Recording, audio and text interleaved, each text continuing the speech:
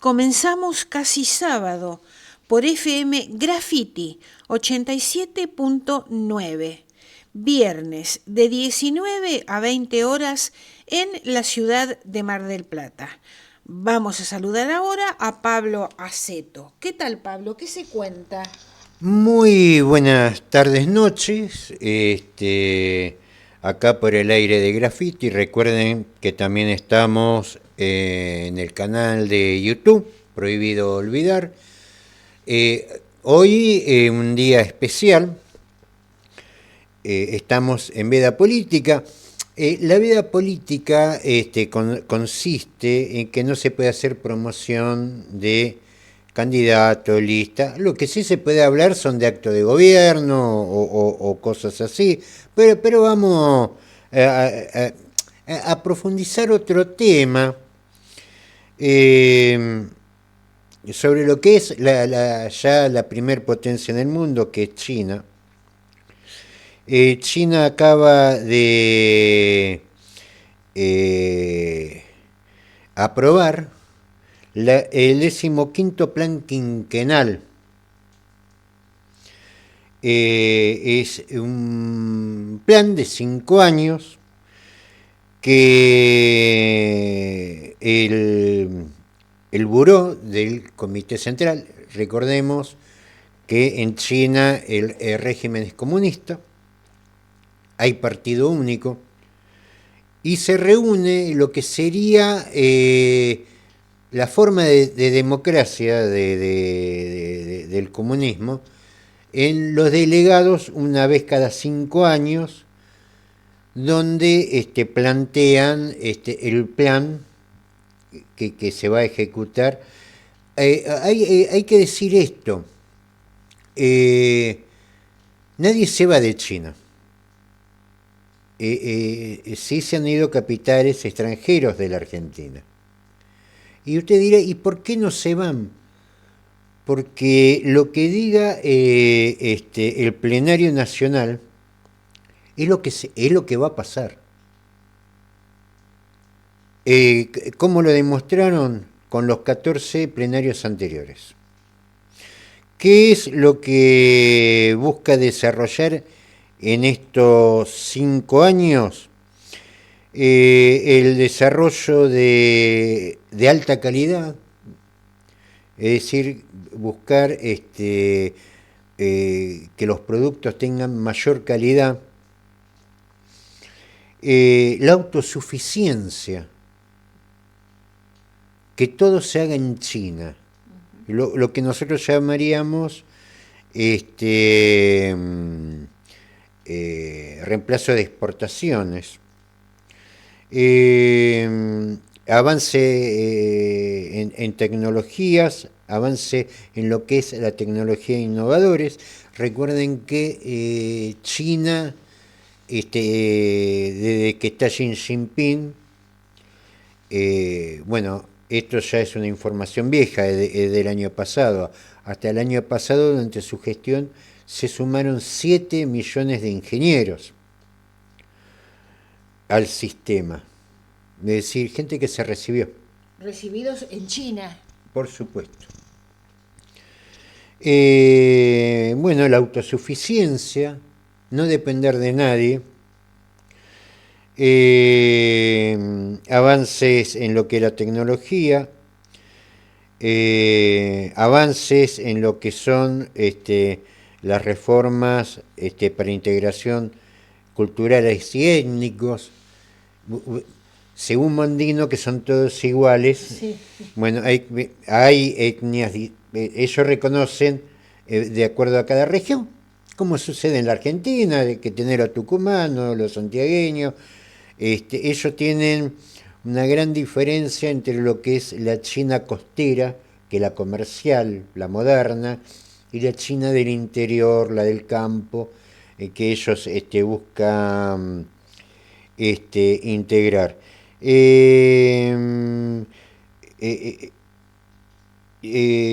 Fortalecimiento del escudo de seguridad nacional, esto es ya una cuestión más militar.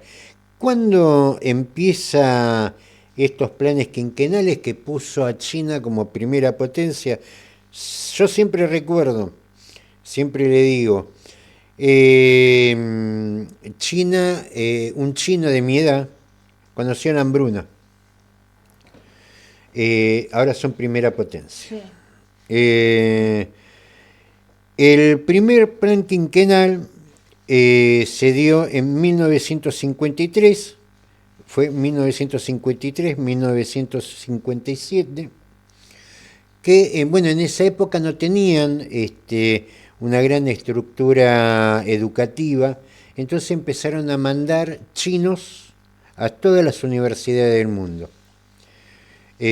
Ahora ellos, allá, parte del plan quinquenal, de ese primer plan quinquenal, es tener su propio sistema educativo.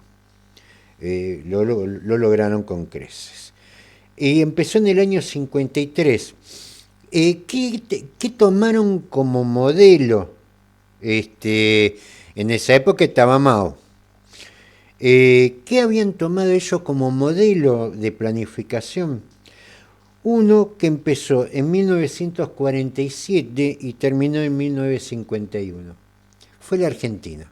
El plan de Perón, ¿no fue? El primer plan quinquenal Claro, de yo Perón. te iba a decir que Perón tenía desarrollados planes quinquenales. Ellos toman Claro. exactamente el mismo modelo.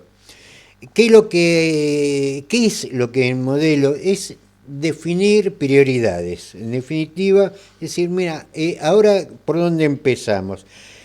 En estos 5 años vamos a hacer... ¿Qué logros tenemos en dónde vamos a encauzar el esfuerzo?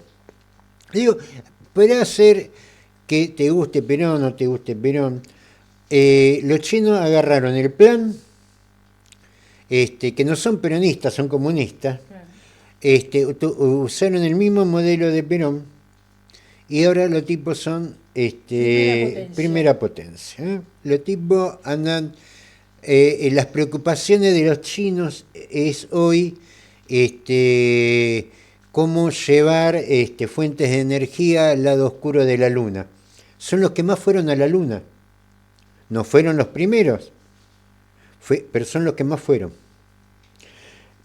Por darte un ejemplo, ¿no? Sí, sí. Ese plan que fue del 47 al 51 constituyó los primeros, lo que fueron los primeros objetivos. Sustituir el modelo agroexportador por uno agroindustrial, logrando la soberanía política. Entre sus principales claves, contaba con un programa de obras de inversión, establecer un programa de 5 años para obras e inversiones necesarias, descentralización de la industria. ¿Qué es descentralización de la industria? Que era fomentar la diversificación.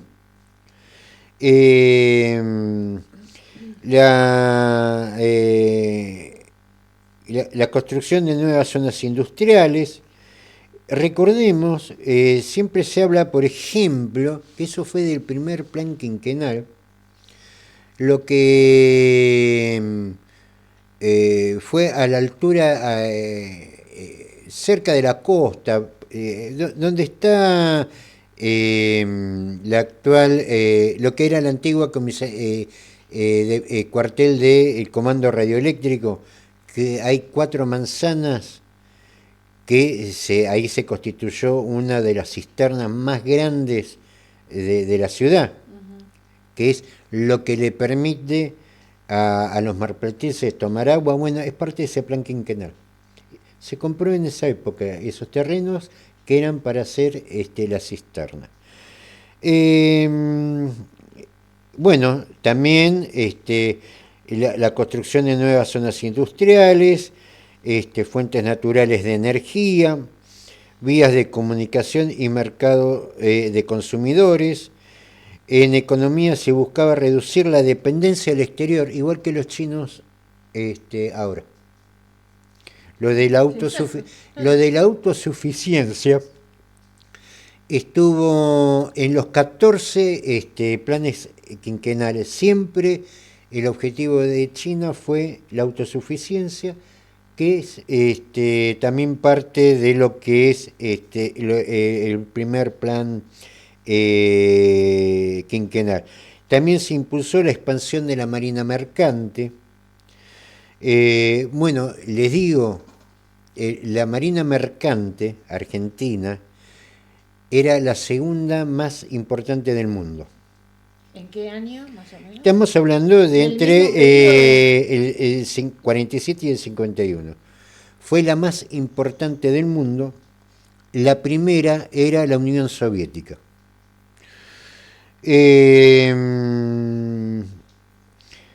Eh, bueno, se crea Aerolíneas Argentinas. En infraestructura, lo que fue la vivienda para obreros, obras de sanidad, con meta de agregar. Yo siempre me acuerdo cuando la construcción de vivienda de obreros, que eso se hizo, y lo primero que salieron a decir que hacían asados con el parqué. Sí, es cierto eso. Eso, no, cosa Es muy conocido. eso que Claro, nunca fue comprobado eso. sí, sí. Pero lo primero, como las mismas cosas que se dicen ahora, Con ¿no? lo que se dice ahora, para Eh, denostar, digamos, a lo que son, descalificar, descalificar a los que son más ¿para pobres. qué le vas a dar casa a esos A negros, ¿no? gente, claro, esos negros Claro, de mierda. lo cual nunca fue así. O por lo menos no hay nada documentado en ese sentido, pero ya quedó, y de tanto repetir, Hay alguno gente piensa, que lo él cree. piensa Hay que es gente que lo verdad. cree. Bueno, obras de sanidad, por ejemplo, el Intersonal, que tenemos acá en Mar del Plata, que quedó interrumpido después con el golpe del 55, que lo terminó Oscar Allende. Claro. Estoy hablando, ese es uno. Después está que es de la misma matriz, el General San Martín en La Plata y otros más. Beneficios sociales, la profundización de las reivindicaciones logradas por los trabajadores. El plan quinquenal fue anunciado en 1946, se implementó durante el primer gobierno. Posteriormente, su gobierno lanzó un segundo plan quinquenal, que es 52-55, que es donde aparece algo que hemos hablado, que no lo termina Perón, Y no. lo termina Frondizi, que es Somisa. Se enfocó en el desarrollo de la industria pesada. Vos, para tener industria pesada, precisabas hacer acero. A ver, no hace falta ser peronista. Los chinos no son peronistas, No. son comunistas. Hicieron este modelo, y los modelos argentinos, ya por ejemplo tomando Irigoyen con YPF, fue por ejemplo, nadie duda de que Rusia es una potencia energética. Tomó el modelo de YPF, el modelo de Irigoyen, después llevado por Mosconi. Hemos sido, que fue lo que creó la potencia energética que después fue la Unión Soviética y que ahora es Rusia.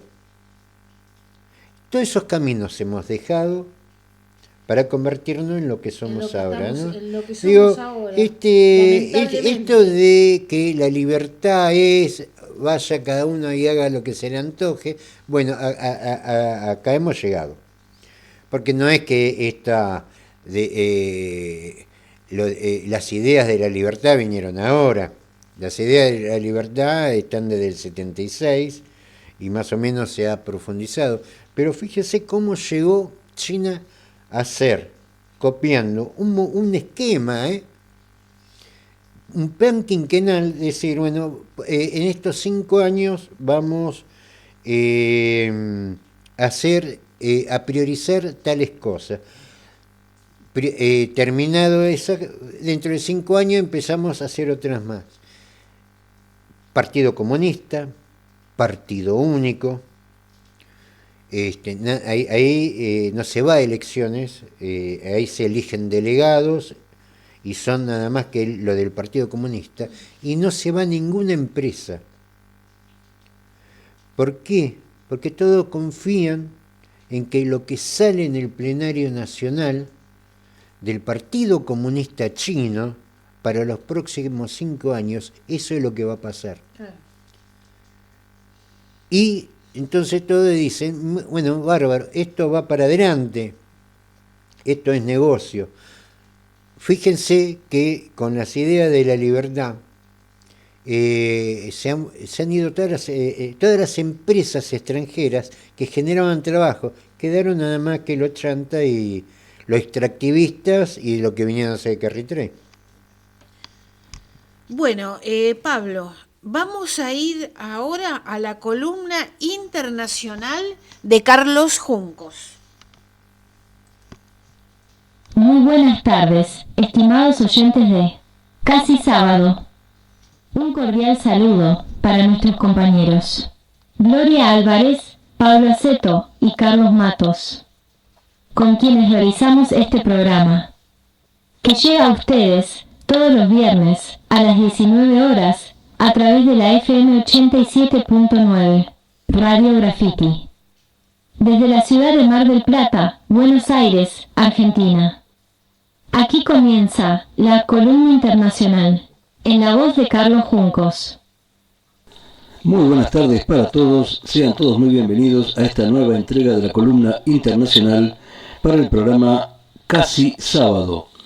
Bueno, como siempre haremos una pequeña referencia a nuestra ciudad, que está bellísima como siempre, con ese mar Atlántico, por momentos furioso, pero realmente bello.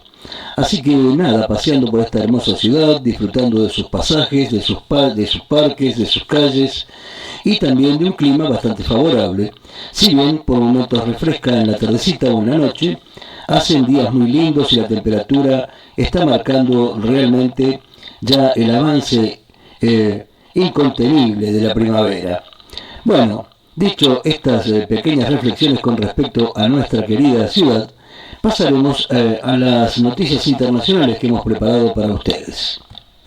Hay algunas noticias interesantes esta semana, particularmente aquí en América Latina, la situación en Venezuela, la situación en Bolivia, que acaba de pasar el balotaje este domingo 19, y unas cuantas cositas más que siempre nos va a ayudar nuestra querida compañera Inaya, que va a empezar dándonos un pequeño resumen de las noticias internacionales más relevantes de esta semana.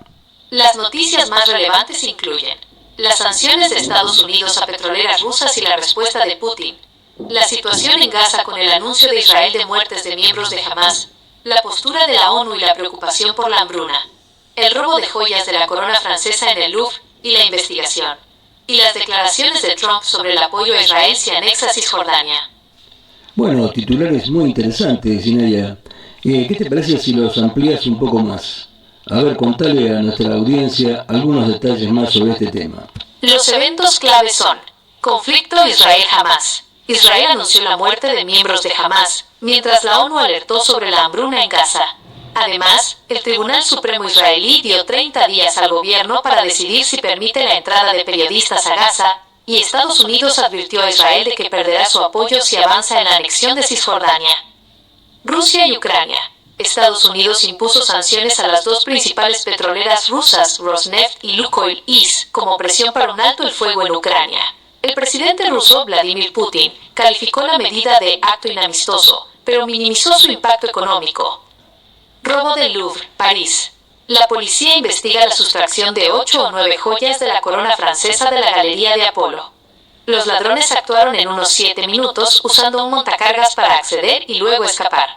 Una de las piezas fue recuperada dañada cerca del museo, y el valor del botín se estima en más de 88 millones de euros. Relaciones Estados Unidos. Venezuela.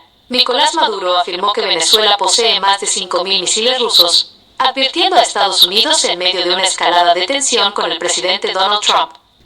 Sí, el tema de la tensión entre Estados Unidos y el gobierno de Maduro en Venezuela es un tema importante para nuestra región.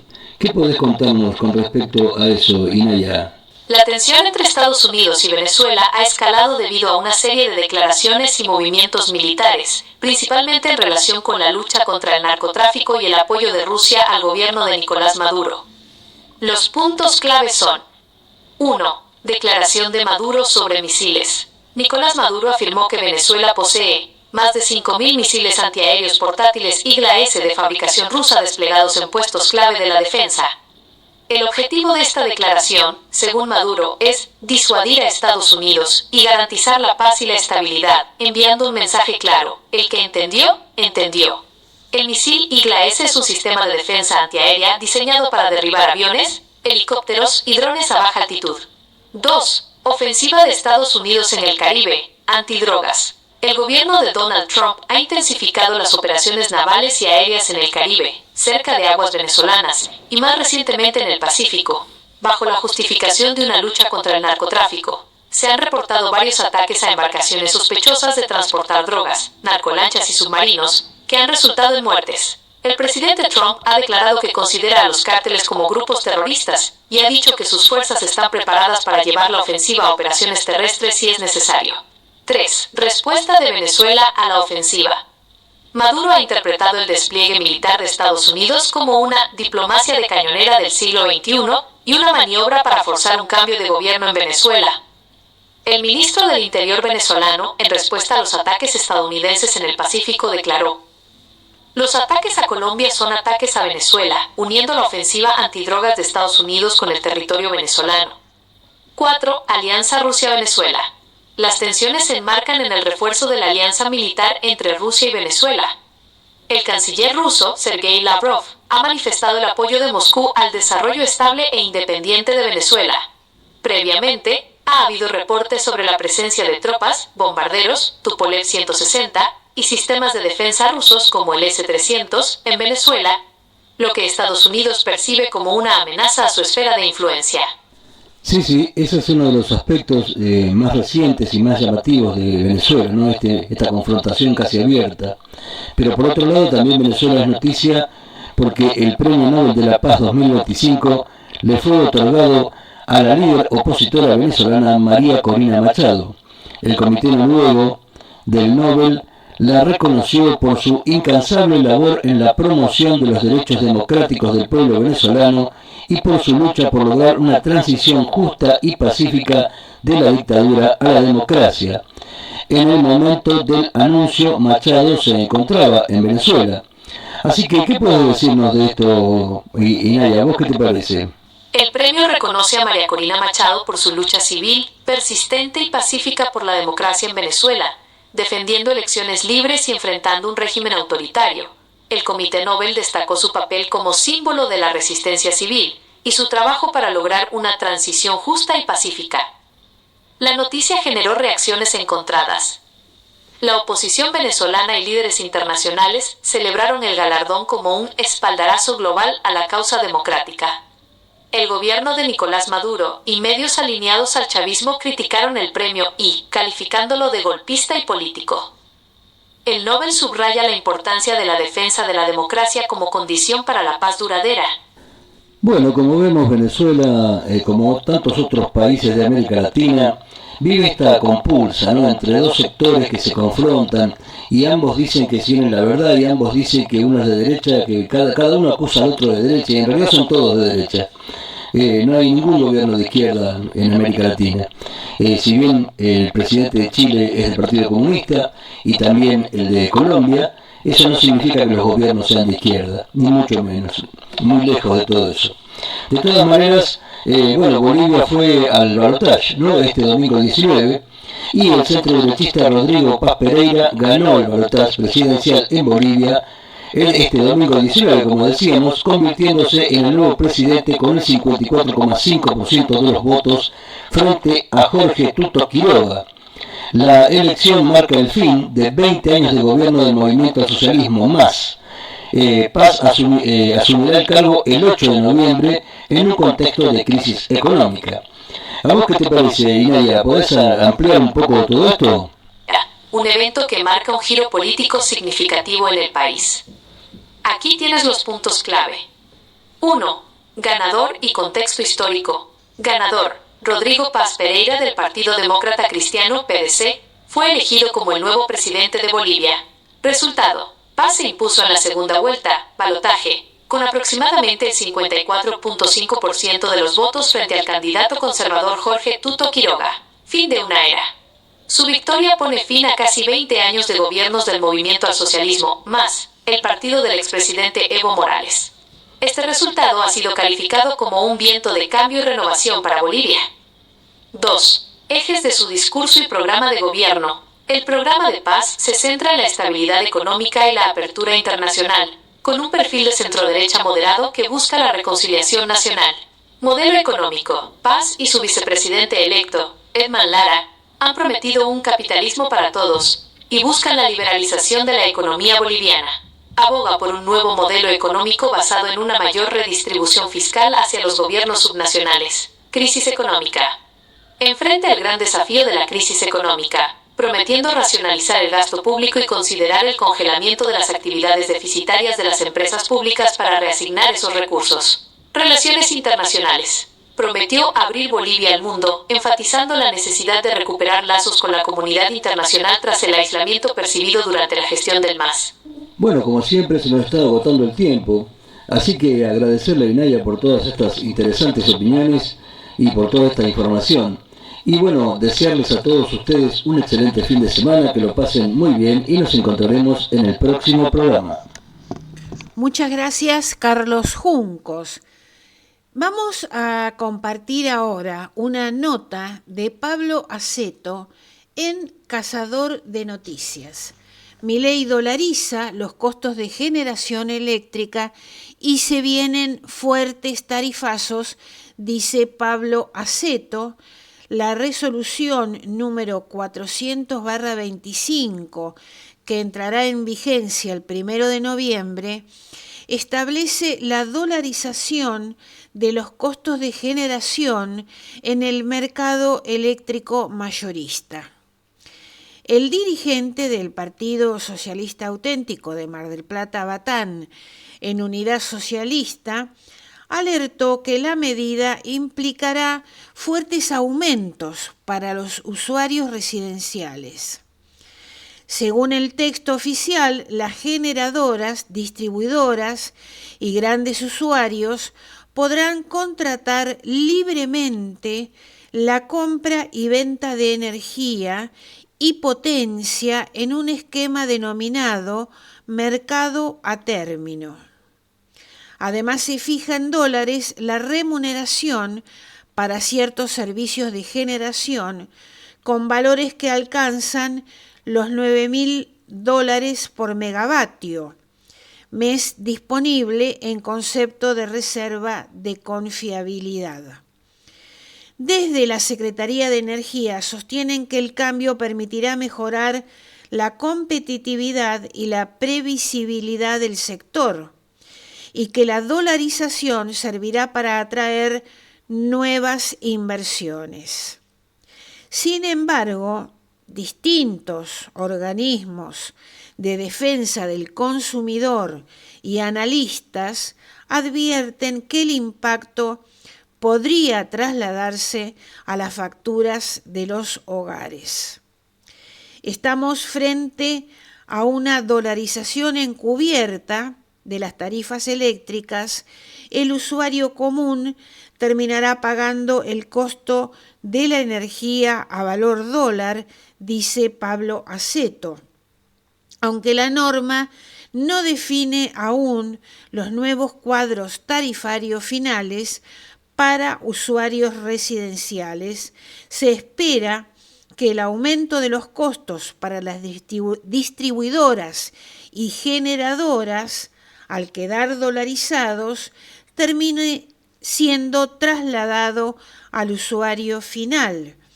Se vienen fuertes tarifazos y se espera que el impacto comience a sentirse en las facturas de diciembre o de enero. Si querés volver a leer esta nota, lo podés hacer en Cazador de Noticias. Pablo, vamos ahora a la columna de Carlos Matos. La boleta única de papel y algunas consideraciones sobre el voto accesible y voto asistido. Hola Pablo, ¿qué tal Carlos? ¿Cómo estás Gloria? Hoy íbamos a presentar la segunda parte de la entrevista realizada a Soledad Andíe, la creadora de Tifloteca Elementos para Tocar. Pero debido a las dudas que existen en relación al voto asistido y el voto accesible, junto con la implementación de la boleta única de papel, es que decidimos pasar la segunda parte de la entrevista antedicha para la semana que viene y detenernos en algunas consideraciones, teniendo en cuenta que el domingo próximo hay elecciones. La implementación de la boleta única de papel desató una polémica bastante grande dentro del colectivo de personas con discapacidad y específicamente del grupo de personas ciegas y con baja visión. La boleta única de papel, lo hemos dicho varias veces, soluciona varios inconvenientes en las elecciones. Por ejemplo, la cuestión está del robo de boletas, el tema de la fiscalización, etcétera, etcétera. Pero a su vez genera algunos inconvenientes si no se tiene en cuenta el voto accesible y el voto asistido. Las personas ciegas, como las personas con algún otro tipo de discapacidad, lo hemos dicho varias veces, pueden contar con la asistencia de una persona a la que cada uno de ellos puedan y quieran designar para que los acompañe a ejercer el voto. Esto no implica la violación del voto secreto, ya que el asistente, sea familiar, amigo o simplemente un profesional, debe guardar algo parecido a un secreto profesional. De todas maneras, acá se genera un inconveniente serio al no aplicarse el cuarto oscuro. Se estableció que el voto se va a llevar a cabo en las aulas, en el caso de los colegios, y las autoridades de mesa estarán dentro de las aulas, y quienes voten estarán separados por biombos. Esos biombos no producen una aislación acústica necesaria para garantizar el secreto absoluto del voto. Es decir, supongamos, yo, siendo una persona ciega, concurro a votar con mi esposa, por ejemplo, y le pido que por favor marque tal opción por mí, ese pedido puede ser perfectamente escuchado por las autoridades de mesa, presidente y fiscales. El problema está en la boleta única de papel.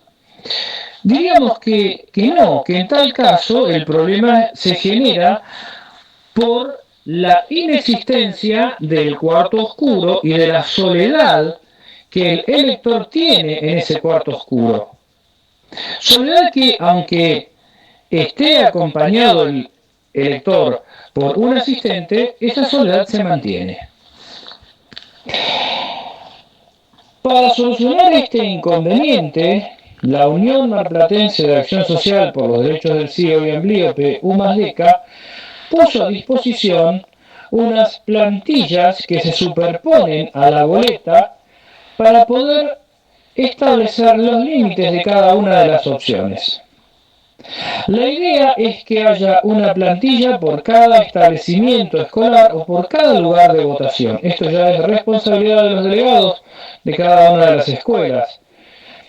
como se ha informado durante la semana, pueden concurrir a Entre Ríos 2828, que es la dirección de la Unión Marplatense de Acción Social por los Derechos del Ciego y Amblíope, a retirar esas plantillas.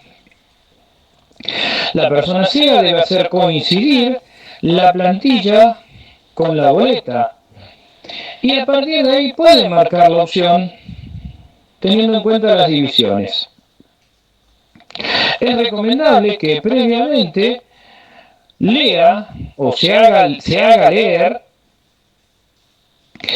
a qué corresponde cada una de las columnas y a partir de ahí marcar en la columna correspondiente.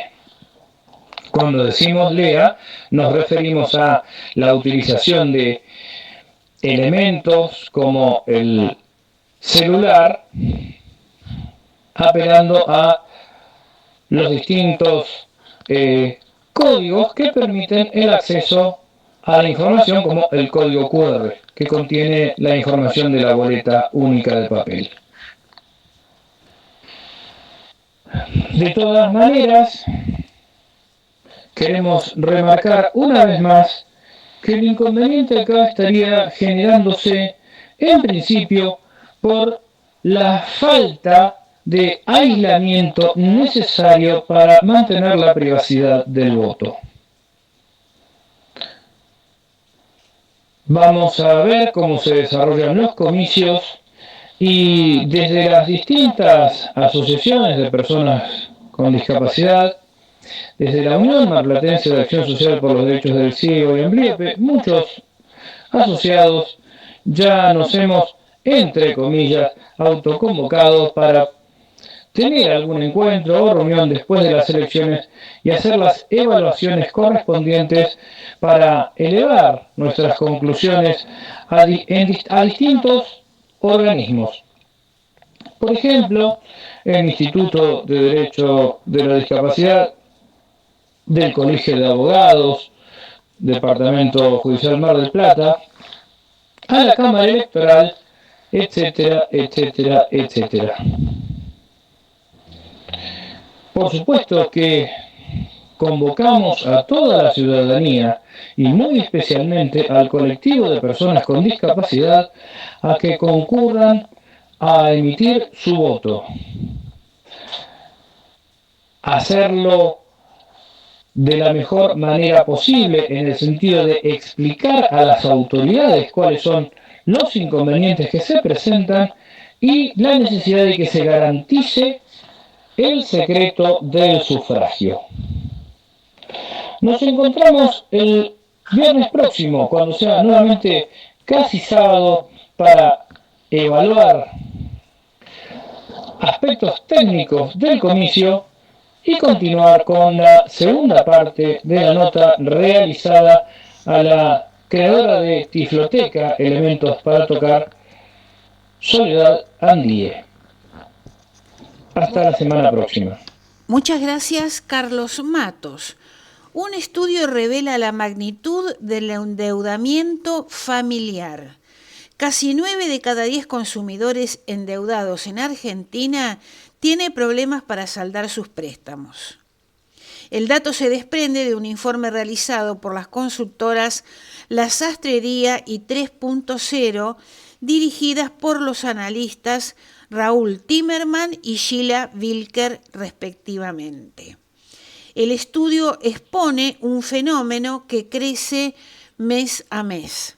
El consumo básico ya no se cubre con ingresos, sino con tarjetas, préstamos y ahorros, en un contexto donde el poder adquisitivo se desploma. Según la encuesta, más del 54% de los consumidores utilizó algún tipo de crédito, en especial tarjetas de crédito, para comprar alimentos durante el último mes. A su vez, el 58,3% reconoció no saber si podrá saldar sus deudas.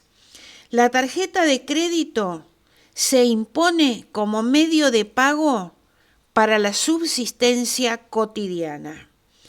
El informe concluye que el consumo dejó de ser el motor de la economía argentina y se transformó en una carga sostenida por deuda familiar creciente, sin garantías de pago. Entre ahorros agotados, préstamos informales y créditos al límite, los hogares argentinos se sostienen a futuro, mientras la economía real se enfría y las expectativas de recuperación se alejan. Muy bien, vamos a decir que las notas que estamos compartiendo corresponden a Cazador de Noticias y a la política online. Pablo, vamos ahora a la columna de Alberto Cortés.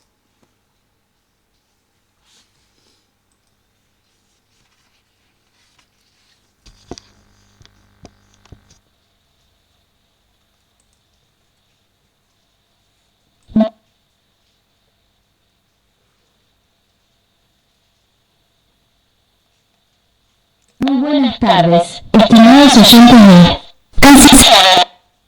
Cuando el nieto del inmigrante ilegal de lo que actualmente es Alemania, Friedrich Heinrich Trump, asumió en 2017 y en 2025 la presidencia de los Estados Unidos, la principal discusión entre los demócratas globalistas y los nacionalistas trumpistas era cómo revertir la declinación de la hegemonía estadounidense en el mundo.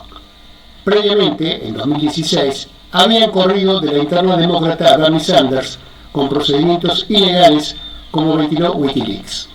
Algo parecido había ocurrido en 1944 al definirse al vice de Roosevelt, enfermo y con menos de un año de vida por delante. Como se ve, un procedimiento habitual en la pseudo-democracia estadounidense.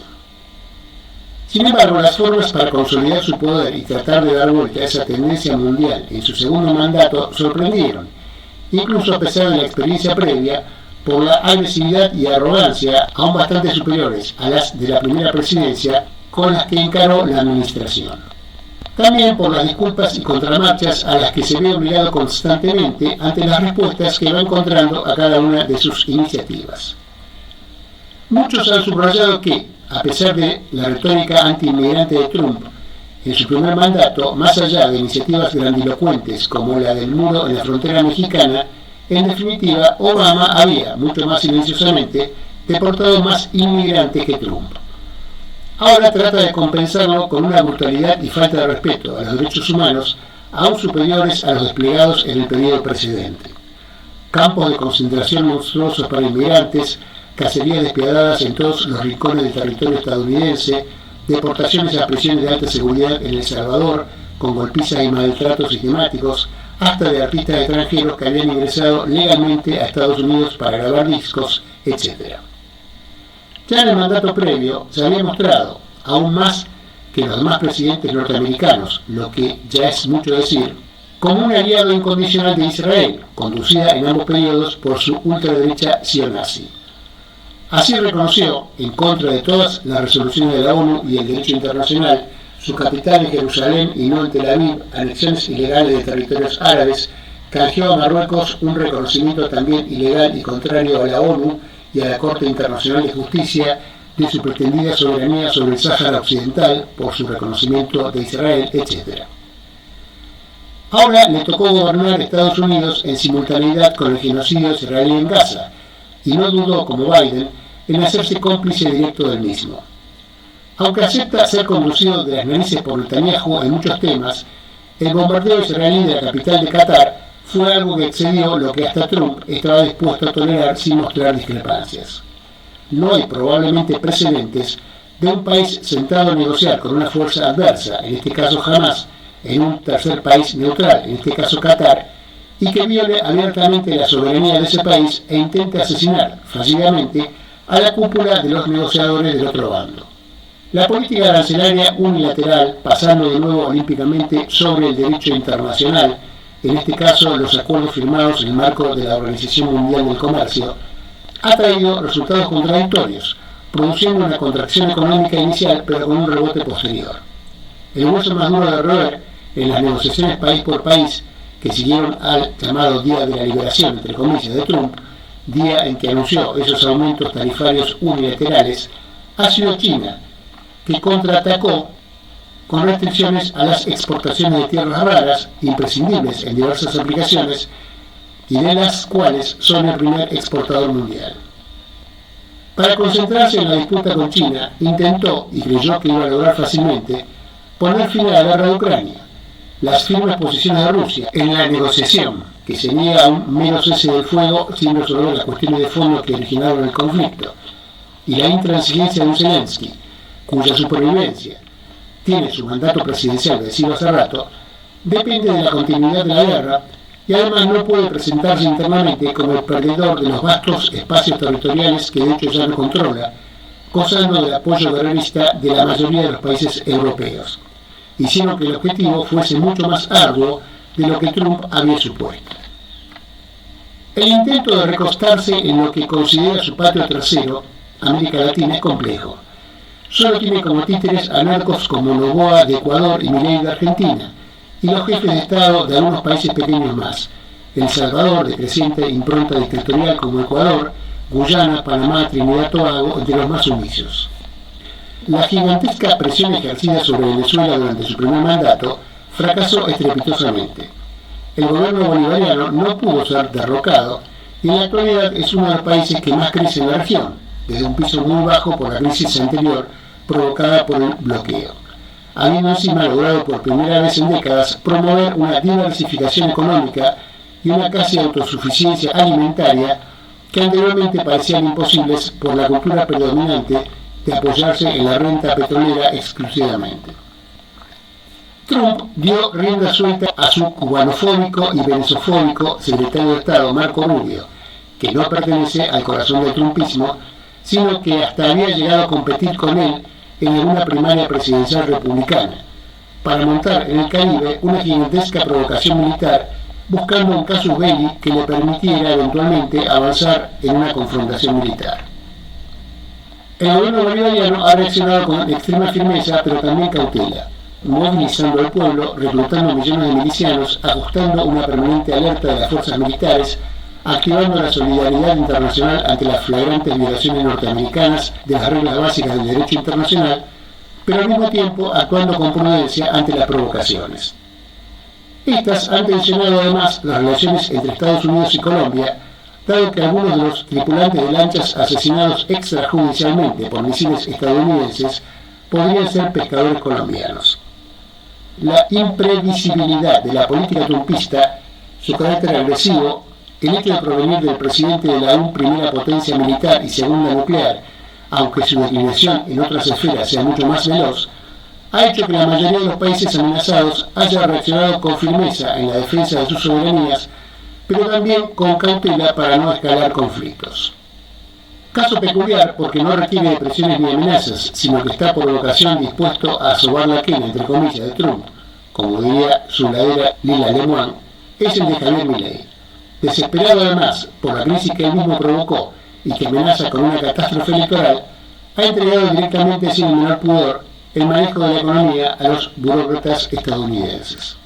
Toda esta política, las violaciones masivas de los derechos humanos en los Estados Unidos contra migrantes, ilegales o legales y turistas inclusive, protestantes contra el genocidio israelí o contra el trumpismo mismo, han ido generando crecientes manifestaciones de repudio bajo la consigna No Kings, o sea, no queremos reyes, que en las últimas semanas han llegado a ser miles de concentraciones con millones de participantes. Se suman críticas del propio establishment y diferentes grupos de productores al auxilio financiero a Milei, entre otros temas. Su popularidad ha descendido notoriamente. Los salvavidas amagados y algunos arrojados a Milei para intentar rescatarlo de la catástrofe electoral tienen varios objetivos. Salvar, al menos hasta 2027, al único aliado de un país grande de Latinoamérica que le queda, lograr que en ese lapso haga reformas de interés de Washington que luego sean difíciles de revertir, y comprometer el control geopolítico de Argentina y sus recursos naturales. Estos son los aspectos más ocultados de las infinitas negociaciones en curso. Tanto Milei como el peronismo despliegan estrategias para tratar de capitalizar simbólicamente el resultado del 26. Sin embargo, muchos ejemplos, entre ellos el del kirchnerismo perdiendo, entre comillas, la elección de medio término en 2009 y arrasaron en la presidencial 2 años después, y lo inverso para Macri en 2017 y 2019, muestran el valor muy relativo de ese simbolismo de muy corto plazo. En cambio, la composición del Congreso que resulte sí será determinante de que Milei y Washington puedan o no hacer reformas estructurales regresivas duraderas. Pero para ello es más que seguro que no alcanzarán los legisladores libertarios. Hacen falta gobernadores, macristas y peronistas que se den vuelta. Cuéllar es el ejemplo más dramático, pero no el único. Las cabezas de las listas oficiales del peronismo en algunas provincias, como Entre Ríos, donde los sectores más progresistas del PJ van por fuera, o algunos integrantes de Fuerza Patria en Santa Fe, que podrían entrar si esta hiciera una muy buena elección, son ejemplos de firmes candidatos a futuros Cuellars. América y Argentina atraviesan momentos dramáticos, pero con múltiples posibilidades abiertas a futuro. Nos vamos. Recordamos que los miércoles estamos con Prohibido Olvidar de 9 a 10 horas y los viernes con Casi Sábado de 19 a 20 horas por FM Graffiti 87.9. Nos despedimos con el informativo criollo a cargo de Carlos Juncos y un tema musical. Vamos a escuchar a Gal Costa y Tim Maya, Un día de domingo. Saludos para todos.